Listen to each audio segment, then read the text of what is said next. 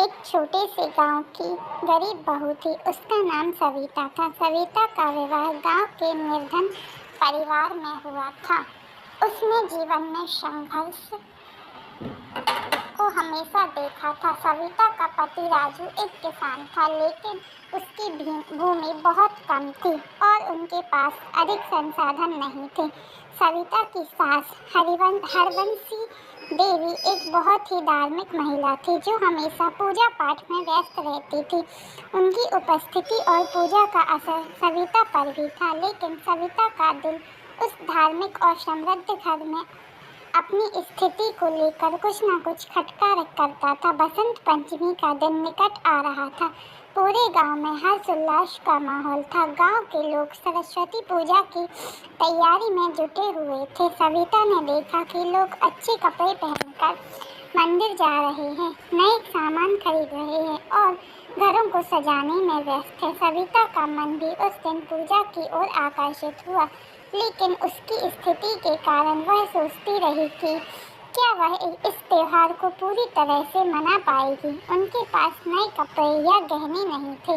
उसका मन कभी कभी तंग महसूस करता था, लेकिन फिर भी उसने अपने अंदर एक उम्मीद की लौ जलाए रखी थी।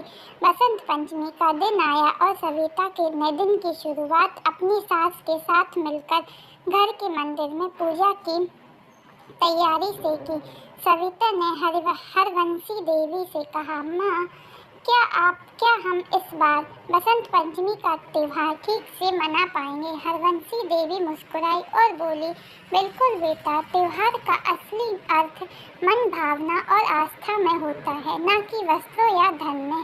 उस दिन सविता ने पूरे घर की सफाई की और पुराने फूलों से एक सुंदर सा दीपमाला मालिका तैयार की।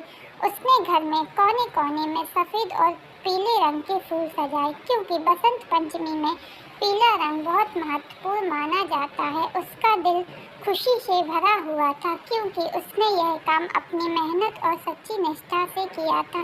लेकिन एक और चिंता उसके मन में थी, वह क्या चढ़ावे के लिए कुछ दे पाएगी। बसंत पंचमी के दिन लोग देवी सरस्वती को फल, मिठाई और फूल अर्पित करते हैं। सविता के पास तो कुछ भी नहीं था। उसने सोचा कि शायद वह कुछ नहीं कर पाएगी, लेकिन फिर उसने अपने हाथ में पड़ी हुई कुछ गुड़ की डली को देखा। वह डली उसने पवित्रता के साथ माता सरस्वती को अर्पित करने का फैसला किया। पूजा के दौरान सविता ने पूरी श्रद्धा से देवी सरस्वती के समक्ष अपने हृदय की सच्ची श्रद्धा अर्पित की।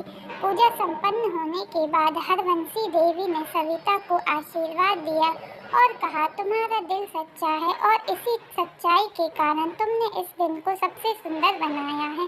तभी राजू भी घर लौट आया। उसने देखा कि घर में एक अजीब सा निखार आ गया है। उसकी आंखों में ताजगी और आत्मसंतोष था, क्योंकि वह देख रहा था कि उसकी पत्नी ने मुश्किल समय में भी त्योहार की सार्थकता को समझा और उसे सच्ची श्रद्धा से मनाया। राजू ने सविता से कहा, तुमने मुझे दिखाया कि असली बसंत पंचमी क्या होती है। सविता का दिल बहुत खुशी से भर गया। वह समझ गई थी कि इस दिन का असली महत्व वस्त्रों या आभूषणों से नहीं, बल्कि आस्था, प्रेम और श्रद्धा में है। इसके बाद राजू ने घर के कुछ पुराने कपड़े सविता को दिए, ताकि वह भी इस दिन की थोड़ी और खुशी के साथ मना सके। सविता ने उन्हें सिर झुकाकर धन्यवाद कहा और फिर सभी ने मिलकर छोटे छोटे पकवान बनाए और एक दूसरे के साथ खुशी बांटी। इस तरह गरीब बहू ने यह सिद्ध किया कि त्योहार असल में मन के उत्साह और दिल से जुड़ा होता है। गरीबी से कुछ नहीं होता।